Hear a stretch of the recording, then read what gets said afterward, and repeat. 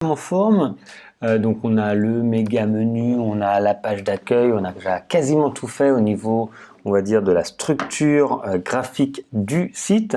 Ce qui va nous rester maintenant à faire, c'est surtout le pied de page. Voilà, ici, là, c'est juste le nom et design by. On va aller maintenant changer le pied de page. Alors pour changer le pied de page, on va retourner dans personnaliser.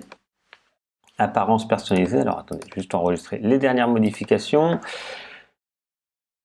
Donc personnaliser et on va aller dans widget tout simplement. Alors, personnaliser. Ici on va aller dans widget et on va retrouver donc les options, donc c'était les widgets qu'on ajoutait. On va retrouver footer 1, 2, 3, 4 colonnes pour ce thème. Alors tous les thèmes n'ont pas forcément 4 colonnes. Et on va pouvoir comme ça les piocher dans les widgets. Donc on peut retrouver les catégories si on veut. On va pouvoir ici, en fait vous voyez, ça va apparaître ici. Donc afficher le nombre en menu déroulant ou pas, uniquement les parents, donc bottes de velours ne seront pas là. Les catégories vides non plus.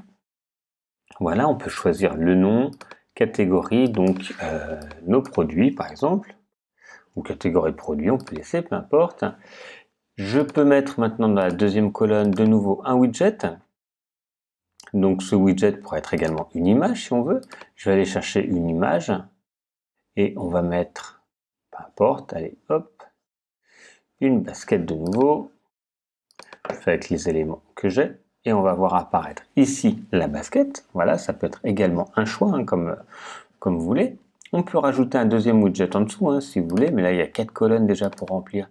C'est déjà pas mal. Et on peut aller choisir comme ça, recherche un produit par exemple. Voilà, une autre colonne recherche et on pourra mettre ici sur la quatrième. Alors c'était recherche de produit, pardon. Voilà, elle est doublée. On va pouvoir mettre en dessous si on veut, je sais pas moi, un élément texte. Notre boutique officielle, par exemple. Voilà. On peut mettre du contenu, hein, chaussures, baskets, etc. Donc ça n'a pas un lien. Tant que je ne l'ai pas fait, on peut faire un lien. Ok, vous voyez.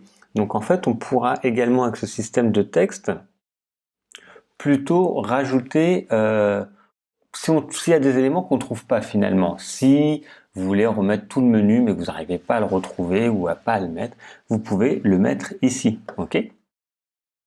Vous avez également la possibilité, donc là il y a encore une autre colonne, de mettre des vidéos, de recherche. Enfin, vous êtes vraiment libre pour tout mettre.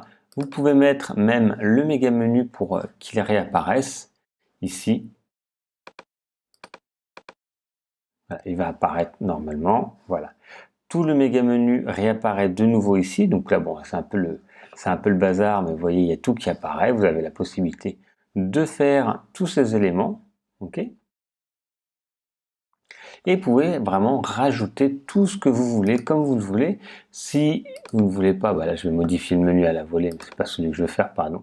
Je vais revenir dans mes widgets, mais vous pouvez vraiment tout rajouter, supprimer comme vous voulez par rapport au nombre de colonnes. Je vais en supprimer par exemple le recherche, je vais le supprimer. Et vous pouvez vraiment comme ça compléter entièrement votre pied de page. Si vous n'aimez pas la structure qui est proposée, comme je vous disais, vous rajoutez du texte et vous rajouterez des liens directement vers ce que vous voulez. Ça sera peut-être beaucoup mieux, comme ça vous permet ici de rajouter des liens, de changer un petit peu, voilà, vous pouvez faire avec des listes à puces, etc. Vous pouvez rajouter des petits numéros, des listes à puces. Vous pouvez rajouter des médias, que ce soit en italique, écrit en italique ou autre. Voilà, donc vous êtes complètement libre pour tous ces éléments, vous pouvez rajouter des médias. Donc là, c'est vraiment pour le pied de page, c'est à vous de voir.